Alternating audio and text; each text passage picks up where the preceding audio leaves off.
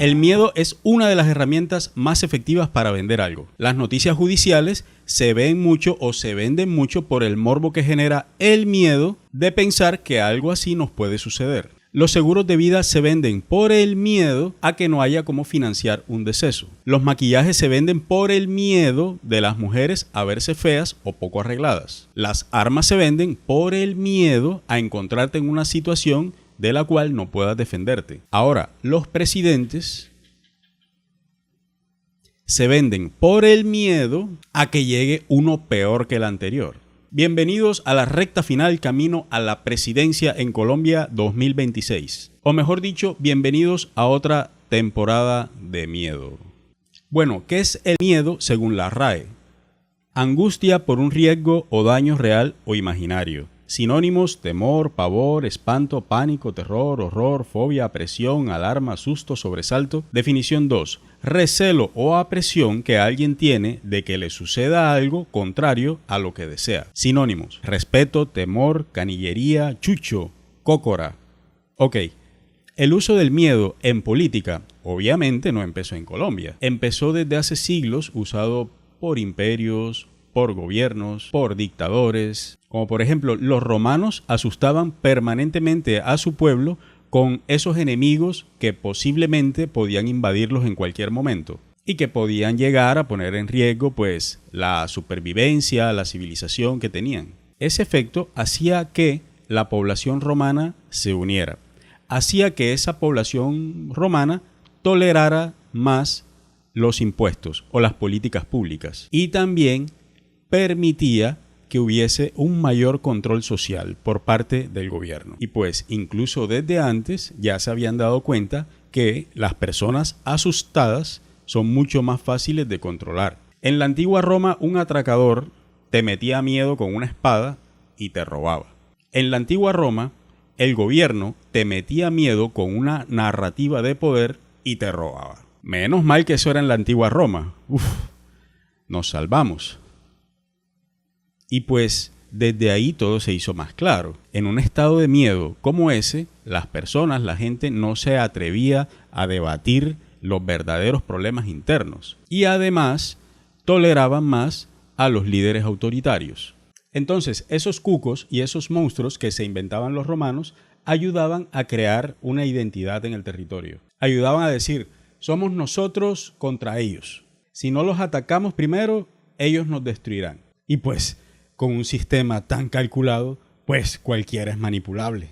Lo mismo ocurrió con la Guerra Fría, que más que todo fue una guerra psicológica basada en el miedo. El terror hacia una bomba nuclear que podía caer en cualquier momento, varias bombas nucleares alrededor del planeta, hizo que los ciudadanos estadounidenses, por su lado, y los ciudadanos rusos se afincaran y se sometieran sin cuestionar de ninguna manera a sus dos países, a sus respectivos países. Como ya sabemos, al final Rusia fracasó con su proyecto y los Estados Unidos se mantuvieron arriba con su invicto. Y obviamente los países aliados a cada una de estas dos potencias reconfiguraron sus poderes, reconfiguraron sus relaciones, reconfiguraron sus políticas públicas. En todo este periodo que duró 45 años. Pero cuando vino el internet, papá, el miedo dejó de tener horario. Ahora el miedo vive en tu bolsillo, vive aquí en el celular. De aquí hasta el final de los tiempos, no habrá un solo día en el que no veamos una publicación noticiosa o una publicidad invasiva en la cual no haya implícito el miedo. A menos que hagas algo al respecto y controles un poco lo que estás consumiendo en redes sociales. Porque como expliqué anteriormente, una persona asustada es fácil de manipular. Pero un país con miedo es capaz de entregar voluntariamente toda su libertad a cambio de un líder que les ofrezca o les venda protección. Ahora, una notificación en el celular o un video de 15 segundos no solo hace que te cagues los pantalones del miedo, sino que también hace que no te despegues de la pantalla. Entonces, te venden el miedo y a cambio tú lo compras con el tiempo que duras en la pantalla. Ahora pasemos a Colombia y a su relación vieja y entrañable con el miedo. Todos los que somos colombianos sabemos por dónde le entra el agua al coco acá en Colombia. Miedo a la guerrilla, miedo a los paramilitares, al castrochavismo, a la derecha, a la izquierda, al salto del vacío, al cambio, a seguir igual, miedo al miedo. Y en esta batalla, camino a la presidencia 2026 en Colombia, los tres candidatos, bueno, son 13 candidatos actualmente, pero bueno, ya sabemos que son 3 los de la recta final. Todos conocemos a alguien, y díganme ustedes si no, a alguien que dice, si gana el otro, este país se acaba. Entonces, la sola palabra miedo, si nos ponemos a pensar, tiene un gran impacto dentro de un contexto político. Quienes hayan visto alguna de las entrevistas que han dado estos 3 candidatos podrán corroborar lo que voy a expresar a continuación.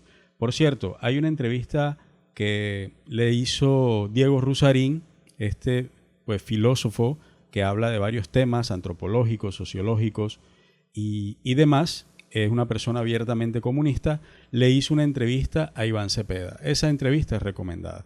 Por otro lado, esa entrevista que le hizo el canal Caracol a Abelardo de la Espriella, hay que decirlo, es una entrevista recomendada también. Hay que verlo. En ambas entrevistas pues se deja ver mucho de lo que son estas personas. Pero volvamos. Vamos a ver de qué manera estos candidatos, bueno, de una manera ligera, escueta, pero respetuosa, de cómo estos candidatos inyectan el miedo dentro de sus discursos. Cómo convierten las preocupaciones reales en narrativas políticas. Vamos con Iván Cepeda.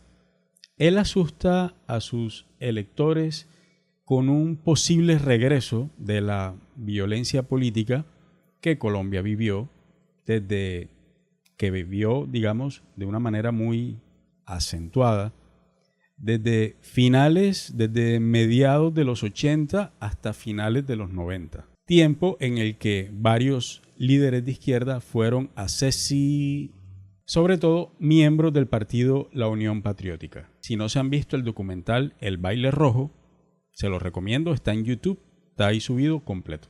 Hay algo que es curioso, que él ha advertido sobre posibles persecuciones a personas con pensamientos de izquierda, pero a la vez, en los últimos días, o ya a la fecha de hoy, más o menos hace unas 3 semanas, él tuvo que salir a las cámaras a rechazar la coerción, que estaban ejerciendo algunos grupos armados al margen de la ley o algunas disidencias en algunas zonas de Colombia, como La Guajira y como también en el Guaviare. ¿Para qué esta coerción?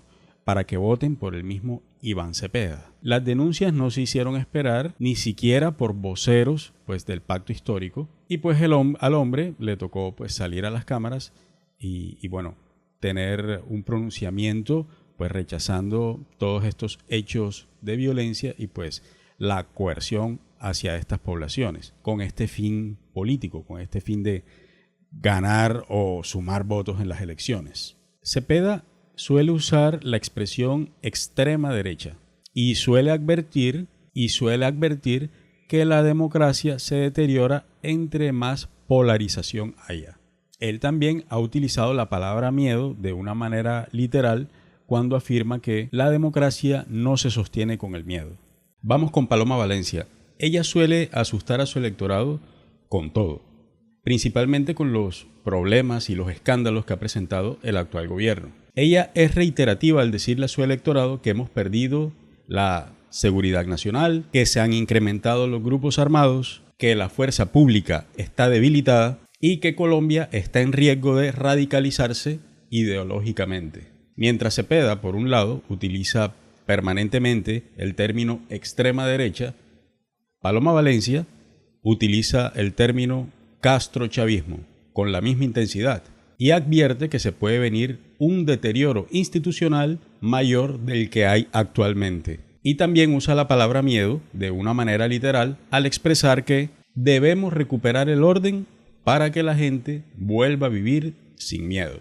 Ahora vamos con Abelardo de la Espriella. Prácticamente el discurso de él gira en torno al miedo. Bueno, él pasa por prácticamente los mismos puntos por los que pasa Paloma Valencia, agrega muchos más, pero como ya saben, él le da un matiz, una vehemencia, una dicción muy particular, muy de él. Él recalca la inseguridad actual que vive Colombia, el crecimiento de los grupos armados, narcotráfico, desorden social y que no hay autoridad administrativa en Colombia. Él también utiliza el término castrochavismo y asegura que para acabar con el desorden, con la violencia que hay en Colombia, se necesita mano dura. Ese es uno de sus términos preferidos. Mano dura a la inseguridad, a la criminalidad y a la corrupción. Y él utiliza esa palabra de manera literal permanentemente al afirmar que él puede encargarse de todos los problemas de Colombia sin miedo. Ahora bien, los puntos que tocan estos candidatos, pues son necesarios tocarlos en campaña, porque seguido de esto deben haber las soluciones, ¿cierto? Nada que hacer. Pero lo que yo advierto con este video es que los tres candidatos sustentan o argumentan cada uno sus discursos a base del miedo, en un alto porcentaje, y en un porcentaje más pequeño vienen las propuestas, cuando lo justo para nosotros los votantes sería poner las propuestas por delante, y no solo para los electores de buena fe y los lambones oportunistas que se apretujan ahí en las plazas públicas, sino también para todos sus simpatizantes de opinión y para todos sus detractores. Con este video no estoy advirtiendo únicamente que el miedo es una herramienta muy usada dentro del marketing, sobre todo dentro del marketing político, y que es necesario saber percibirlo o saber pillarlo en videos, publicaciones, textos, audios, en podcast, en las piezas de comunicación política, para que no terminemos construyendo una idea a base de la emoción, sino que lo que se busca es que razonemos un poco frente a todo lo que consumimos.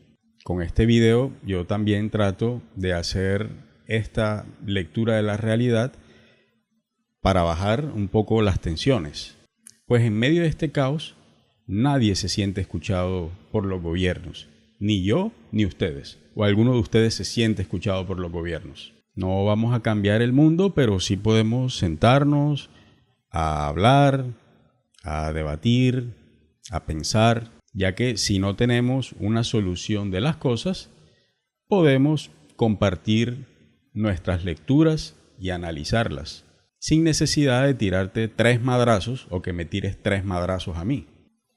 Ahora bien, yo considero, mi humilde opinión como comunicador, que debemos de dejar de ver los contenidos políticos como entretenimiento, sino verlos como una pieza digna de análisis, digna de crítica, sea esta pieza del candidato de nuestra preferencia o una pieza del candidato de nuestra no preferencia. En ambos casos es necesario un ojo crítico. Parece una tontería lo que estoy diciendo, pero díganme ustedes si no es necesario esto, así como tenemos actualmente nuestra sociedad. Cuando nosotros analizamos esas piezas, ocurre algo. Eso que ocurre es que se baja un poco la tensión, se baja el ruido, terminamos haciendo una pausa tranquila. Y a partir de ahí nos damos cuenta si es que en realidad nos están diciendo algo de valor o algo amañado con una intención meramente persuasiva. Uno no debe tener miedo ni dudar, hacer una crítica de los candidatos, como dije anteriormente. Sobre todo si es candidato de nuestra preferencia es cuando más debemos ponerle la lupa. Estos manes no deben ser ni una religión ni el apocalipsis. No, los profetas. Uno con miedo y azarao, uno no piensa con claridad. Un ciudadano que es crítico vale más que uno que está aterrorizado todo el tiempo, que está cagado, que está emocional todo el tiempo. Y ese mismo pensamiento crítico, esa misma visión, tarde o temprano, termina mostrándonos a nosotros que no es necesario odiar a la otra persona porque piensa distinto. Hace años yo tuve una conversación con un amigo al que aprecio mucho, el Diego, y me parece que él me dijo algo muy inteligente, tal vez no precisamente con las palabras que voy a usar, pero lo que trató de decir fue lo siguiente, como un país que tiene miedo está inhabilitado para construir algo, y mucho menos para reconstruirse. Eso me voló la cabeza porque claramente es así. La pregunta es, ¿quién se beneficia de que vivamos con miedo?